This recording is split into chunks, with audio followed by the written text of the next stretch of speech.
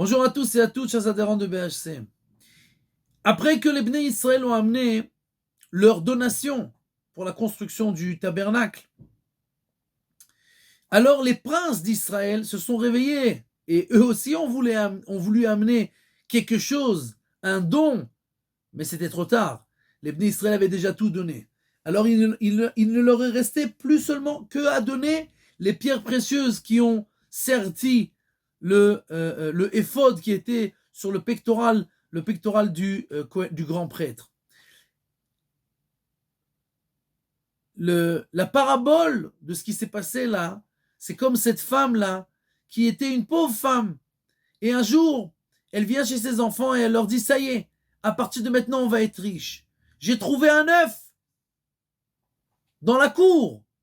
Et cet œuf-là, on va l'amener chez une poule. Et cette poule, elle va le couver. Et il va sortir un poussin. Et il va grandir une autre poule. Et de cette poule, on va avoir plein d'œufs. Et ces œufs-là, on va les vendre. Et on va acheter des brebis et des vaches. Et elle est toute en ébullition, la femme. Et elle est excitée.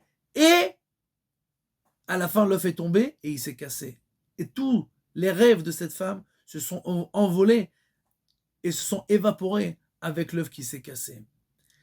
La Gemara nous raconte que quand Shlomo HaMelech a voulu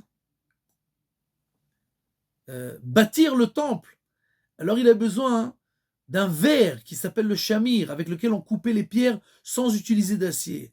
Mais le seul qui savait où était ce verre-là, c'était Ashmedai, le roi des démons.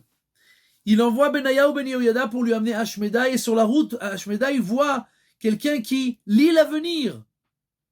Et Ashmedai rigole. Benayahu lui pose la question, pourquoi tu rigoles? Il dit, cette personne-là prétend dire l'avenir, voir les choses cachées. Il est assis sous lui, il y a un trésor enfoui, et il ne le voit pas, et il veut dire l'avenir aux autres. La Gemara ne raconte jamais d'histoire, seulement pour que l'on sache ce qui s'est passé à l'époque. Tout ce qui est écrit dans la Gemara, c'est pour nous enseigner à nous. Et cette Gemara vient nous apprendre exactement ce que l'on voit dans la paracha. Arrête de vivre dans un rêve. Arrête d'essayer de savoir l'avenir et de voir le trésor est sous tes pieds. Le passé n'est plus là. L'avenir n'est pas encore là et tu ne pourras jamais le savoir. Mais le trésor est sous tes pieds maintenant. Le présent, c'est un présent, c'est un cadeau. Et la personne doit utiliser sa vie, pas pour attendre, comme les princes qui ont attendu et qui finalement ils ont raté le coche. La vie, elle est maintenant entre tes mains, utilise-la à bon escient, fais le maximum. Et c'est seulement comme ça qu'on peut espérer réussir le maximum de choses dans notre vie.